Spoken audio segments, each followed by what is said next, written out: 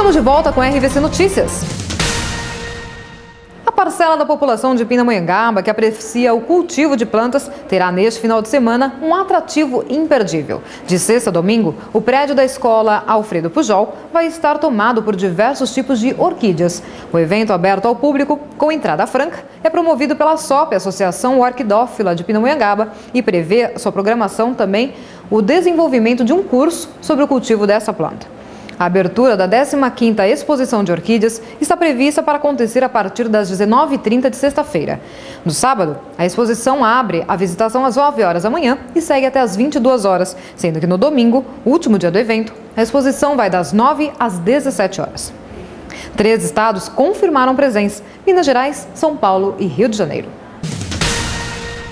No dia 21 de novembro, o SENAC Guaratinguetá vai sediar o primeiro curso para gestantes. O curso tem como principal objetivo a promoção de saúde, orientando as gestantes quanto aos cuidados com o bebê e com ela própria, e levando informações sobre a importância do teste do pezinho e das vacinas aplicadas na infância, entre outros temas. O curso é gratuito e será administrado pela enfermeira Adriana Cristina Rodrigues Freitas. Para participar, basta se inscrever antecipadamente através do telefone 3132-4955 ou direto na Imunocenter, que fica na Avenida Presidente Vargas, número 135, na Sala 21, na Vila Paraíba. As atividades acontecem das 8h30 da manhã ao meio-dia. O Supremo Tribunal autorizou, na tarde desta quarta-feira, a extradição do ativista político italiano Cesare Battisti. Os ministros decidiram, por 5-4, aprovar o pedido feito pelo governo da Itália, que pede a volta do ex-ativista ao seu país. O julgamento foi interrompido por 2 vezes e, na última ocasião, o placar estava empatado. Coube ao presidente do Supremo, Gilmar Mendes, dar o voto de desempate. A Itália fez ao Brasil o pedido de extradição de Cesare Battisti com base em 4 crimes que teriam sido cometidos por ele entre os anos de 1977 e 1979, quando integrava o movimento PAC, Proletários Armados pelo Comunismo, e que levaram à sua condenação pela justiça daquele país à pena de prisão perpétua. Exilado, o italiano viveu na França, no México e foi preso em 2007 no Brasil. Em janeiro deste ano, Battisti recebeu o status de refugiado político, concedido pelo ministro da Justiça, Tarso Genro. A Câmara derrubou a proposta de emenda à Constituição, a PEC, que acabava com o privilégio de autoridades de 3 poderes de serem julgados criminalmente apenas em tribunais superiores ou de segunda instância, o chamado foro privilegiado.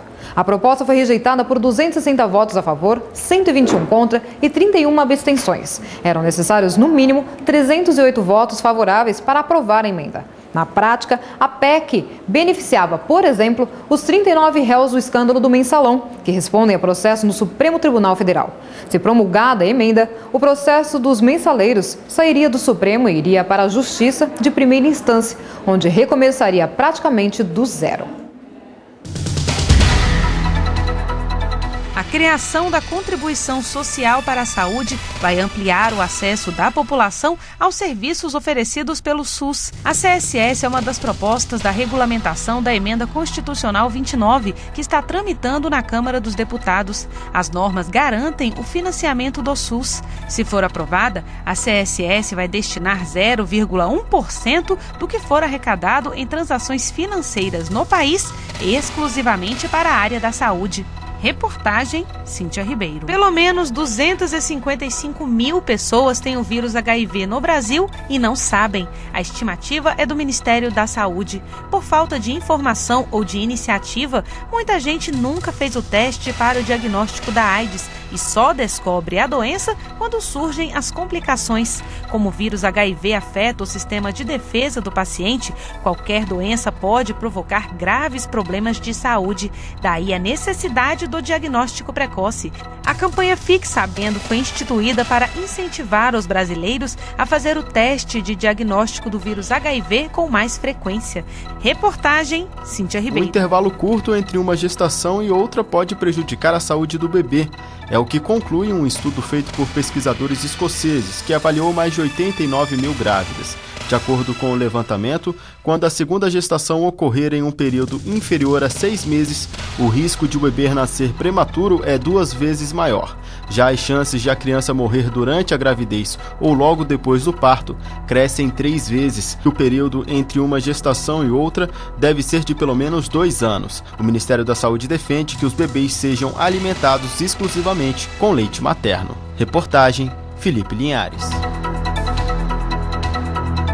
A realização em janeiro de 2010 de eleições legislativas no Iraque foi ameaçada nesta quarta-feira por um veto do vice-presidente sunita Tarek al-Shami à lei eleitoral, provocando uma crise sem precedentes no Estado. Com o veto, o parlamento se vê obrigado a voltar a debater o texto e que pode significar o adiamento do processo, segundo a comissão eleitoral, que decidiu, por sua vez, suspender as atividades até a aprovação de uma nova lei. A Constituição iraquiana determina que a votação ocorra até o final de janeiro, mas os 2 vice-presidentes do Iraque, um sunita e outro xiita, assim como o presidente, que é curdo, podem vetar a lei e emendas. Ao prestar o juramento nesta quinta-feira para assumir seu segundo mandato presidencial no Afeganistão, Hamid Karzai prometeu combater a corrupção, reforçar o exército para proteger o povo nos próximos 5 anos e convidou seu principal rival político, o médico e ex-candidato presidencial Abdullah Abdullah, a formar um governo de unidade nacional. Em seu primeiro discurso como novo presidente, Karzai reiterou sua oferta de reconciliação aos talibãs moderados e de colaboração com seus opositores nas eleições à presidência.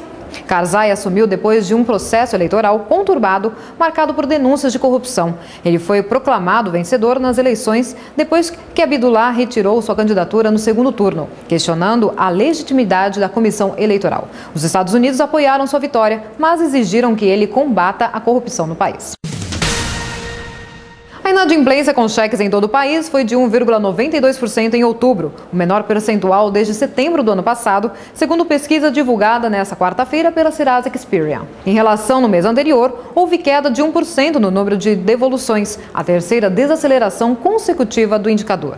Na comparação com outubro de 2009, a inadimplência dessa forma de pagamento recuou 4,5%, o primeiro decréscimo do ano nesse tipo de comparação. Segundo a entidade, o cheque é considerado sem fundos a partir de sua segunda devolução. Para os últimos 2 meses do ano, a perspectiva Serasa é de que a inadimplência com cheques continue em queda por conta do 13º salário.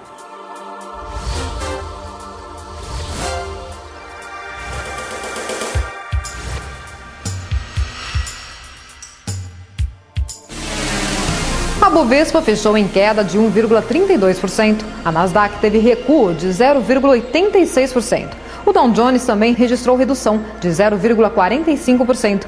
O dólar comercial fechou em alta de 0,76%, cotado a R$ 1,73 para a venda. A poupança teve rendimento de 0,54% e o euro subiu 2,57%. Confira como fica o tempo. Nesta quinta-feira, uma nova frente fria provoca pancadas de chuva fortes no Rio Grande do Sul. As chuvas podem surgir acompanhadas de descargas elétricas, rajadas de vento e queda de granizo. Nas demais áreas da região sul, a instabilidade aumenta e ocorrem pancadas de chuva principalmente a partir da tarde. Uma massa de ar úmida e instável sobre parte da região norte, no centro-oeste, parte do sudeste do país, provoca pancadas de chuva principalmente à tarde. Dia de sol entre poucas nuvens no Rio de Janeiro e áreas do norte da região nordeste. As temperaturas ficam estáveis. As informações são do CPTEC, Centro de Previsão de Tempo e Estudos Climáticos. Termina aqui mais um RVC Notícias. Na sequência, você fica com o programa esportivo com João Carlos.